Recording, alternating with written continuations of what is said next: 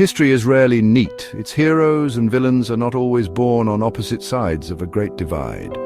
Sometimes they come from the very same place, the very same family. This is the story of Peter of Verona, a man who would become one of the Catholic Church's most famous saints. His tale begins not in a pious, God-fearing household, but in a home touched by heresy. Peter was born in the city of Verona in the year 1205.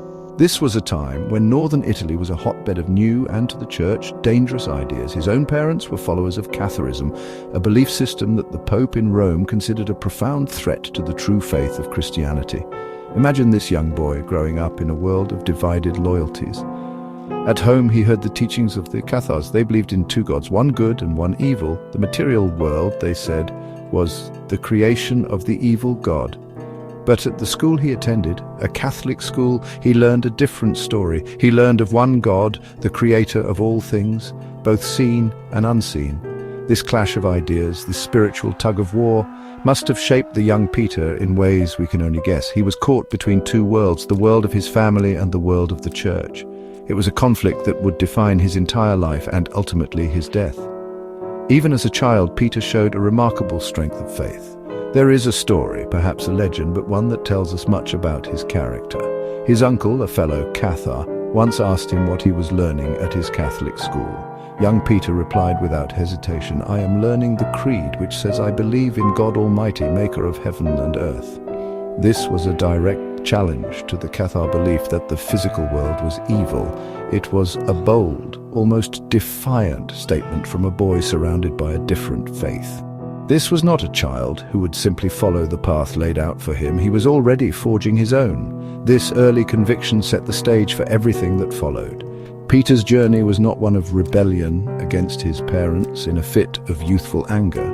It was a deep intellectual and spiritual choice. He chose the Orthodox faith of Rome over the dissenting faith of his own kin. This decision would take him away from his home in Verona and set him on a path towards the heart of the Church's new and powerful weapon against heresy, the Dominican order. His life would become a crusade, a personal battle, fought not with a sword but with words, faith, and an unshakable belief in the truth he had embraced as a boy. The decisive moment in Peter's young life came at the University of Bologna. This was a great center of learning, a place buzzing with ideas, law, and theology. It was here, around the year 1221, that Peter's path crossed with that of a truly towering figure of the age. He met Dominic of Osma, the founder of the order of preachers, who we now know as the Dominicans. Dominic was a man on a mission.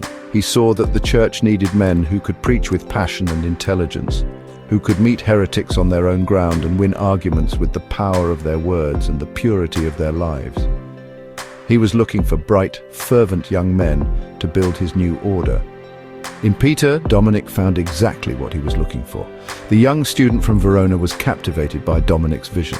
Here was a way to channel his deep faith into direct action. Joining the Dominicans was not about retreating from the world into a quiet monastery. It was about wading into the thick of the fight. The Dominicans were the church's new spiritual soldiers. They took vows of poverty, living simply to show that the Catholic faith was not about worldly riches. This was a powerful counter-message to the Cathars, who often criticized the wealth and corruption of some church leaders. For Peter, this was the perfect calling. As a Dominican friar, Peter quickly became known for his extraordinary talent as a preacher. His voice would ring out in the great cathedrals and the crowded town squares of northern and central Italy. He traveled to Rome, to Florence, to Milan, cities where heresy was taking root. He did not just condemn, he explained. He did not just shout, he debated. People flocked to hear him because he spoke with a clarity and a passion that was compelling. He lived the simple life he preached, walking from town to town, relying on the charity of others. This authenticity gave his words immense power. He was not just a messenger, he was a living embodiment of his message. His sermons were events. He spoke of the beauty of God's creation, directly refuting the Cathar idea of an evil material world. He explained the importance of the sacraments, the humanity and divinity of Christ, and the authority of the Church. For many ordinary people confused by the competing claims of different preachers, Peter was a beacon of certainty. He founded groups for lay people, like the Societies of Faith, and the confraternities of Mary, giving them a way to live a more devout life within the Church. He was not just fighting a negative campaign against heresy, he was building a positive movement of faith. The fight against heresy was entering a new, more organized and more fearsome phase. The papacy, under Pope Gregory IX, decided that preaching alone was not enough. It established a new institution to investigate and prosecute heretics, the Papal Inquisition. And for the crucial, challenging territory of northern Italy, the Pope needed a man of unshakable faith, deep knowledge, and unquestionable integrity. In 1234, he found that man in Peter of Verona. Peter was appointed the Inquisitor for Lombardy, the region around Milan. This was a role that came with immense power, but also immense danger. It placed him directly in the path of powerful and determined enemies. As an inquisitor, Peter's job was to root out heresy, to bring people back to the Orthodox faith and to pass judgment on those who refused. This was not the work of a modern court. The process involved seeking out suspected heretics, questioning them and urging them to confess and repent. For those who did, penances were given, prayers, fasts, or pilgrimages. For those who stubbornly held to their beliefs, the punishments were far more severe. The Church itself did not execute anyone, but those condemned as obstinate heretics were handed over to the secular authorities, the local lords or city governments, who would then carry out the sentence, which was often death by burning. It is a part of his story that can make us, in our time, uncomfortable. The title Inquisitor carries with it dark and terrible images. Yet, to understand Peter, we must try to see it through the eyes of the 13th century. For him and for the Church, heresy was not a simple difference of opinion. It was a deadly disease of the soul, a spiritual poison that threatened to drag people into eternal damnation. In their view, the work of the Inquisitor was an act of mercy, a desperate attempt to save souls from a terrible fate. Peter pursued his work with the same zeal he brought to his preaching. Convinced he was fighting a righteous war for the future of Christendom, his new role made him the most prominent figure in the struggle against Catharism in Milan and the surrounding cities. He became the public face of the Church's authority. His success was remarkable. He converted many, and he broke up organized Cathar groups. In Florence, his preaching was so effective that it led to a civic uprising where the Catholic factions drove the heretical factions from the city in a confrontation that became known as the Day of Faith. But every success, every sermon, every conversion only deepened the hatred his enemies felt for him. He was becoming too effective, too powerful. The forces arrayed against him began to believe that there was only one way to stop him. The year is 1252. Peter is now a famous, revered, and deeply hated man. His success as an inquisitor in Milan had earned him the fury of a group of powerful Cathars. They saw him not as a man of God, but as their chief persecutor, the instrument of their oppression. They decided that he had to be eliminated. A plot was hatched, not in the shadows of a back alley, but by men of some standing. They hired an assassin, a local man named Carino of Balsamo, to carry out the deadly deed. Carino was not a zealous heretic himself. He was a killer for hire, a man who would take a life for a bag of silver. The stage was set for the final act of Peter's life. On the 6th of April, 1252, Peter was walking the road from Como to Milan. He was not alone. He was accompanied by another Dominican friar named Domenico. They were traveling on foot, as was their custom, unprotected and exposed. They were friars, not princes, and they traveled as such. The assassins, led by Carino, were waiting for them in a secluded spot near Barlacina. As the two friars approached, the attackers sprang from their ambush. Carino struck the first blow, bringing a heavy axe or cleaver down upon Peter's head with terrible force. It was a mortal wound, a blow from which no man could possibly recover, even in this moment of agony. As his life drained away, Peter's faith did not waver.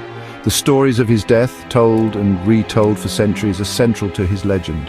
It is said that as he lay dying on the ground, he dipped his finger into his own blood. Then in the dust of the road he began to write. He traced the first words of the Apostles' Creed, Credo in Deum, I believe in God. It was the same creed he had recited to his uncle as a boy, the very foundation of the faith for which he had lived and was now dying. With this final, powerful testament, he expired. His companion, Friar Domenico, was also attacked and died a few days later from his wounds. The news of the assassination spread like wildfire. But it did not have the effect the plotters had intended. It did not crush the spirit of the Catholics or end the Inquisition. Instead, it created a martyr. The brutal murder of such a well-known and, to many beloved preacher, caused a wave of revulsion and outrage. Peter's body was taken to Milan and buried with great honor. Miracles were almost immediately reported at his tomb. The man who had hired the assassin Carino was so struck with remorse at what he had done that he fled not from justice but to a Dominican monastery. He confessed, repented, and spent the rest of his life as a Dominican lay brother, forever known as Blessed Carino of Balsamo. The death of Peter of Verona was not an end but a beginning. His martyrdom transformed him almost overnight from a controversial inquisitor into a universal saint. The blood he shed on that lonely road to Milan became the seed of an even stronger faith among the people. Pope Innocent IV, who had known and respected Peter, wasted no time. Just 11 months after his death, on the 25th of March, 1253, he was officially canonized as a saint. This was one of the fastest canonizations in the history of the Church. It sent a clear message: the Church honors its defenders, and the sacrifice of a martyr is the ultimate victory of faith. St. Peter of Verona, often called Peter Martyr, became a powerful symbol. He was seen as the patron saint of inquisitors, a model of courage and unwavering conviction in the face of deadly opposition. Churches were named for him, and his story was told in paintings and sermons across Europe. Artists would depict him with the tools of his death, a great cleaver embedded in his skull and holding the palm branch of a martyr. He's often shown with his finger pointing to the word credo written on the ground. These images were not meant to be merely gruesome. They were a visual catechism, a story of faith triumphant over violence. His legacy is, of course, complex. For the modern world, the idea of an inquisitor saint can be difficult to grasp. We value religious tolerance and freedom of thought in a way that was alien to the 13th century. The institution he served, the Inquisition, is remembered for its cruelty and intolerance. Yet to dismiss him as a mere fanatic is to miss the point. He was a man of his time, acting with a deep and sincere belief that he was saving souls from eternal fire. His personal virtues, his courage, his dedication to poverty, his power as a preacher, and his personal piety were admired even by some of his opponents. Ultimately, the story of Peter of Verona is a powerful reminder of how faith can shape a life for good or ill. He was born into a world of conflict and chose a side with absolute conviction. He lived his life on the spiritual front line, preaching and debating, and he did not flinch when that conflict turned violent. His death, intended to silence the voice of the Church in northern Italy, instead amplified it, creating a legend that would echo through the centuries. His life and martyrdom became a cornerstone of Dominican identity and a dramatic, enduring chapter in the history of the Catholic Church.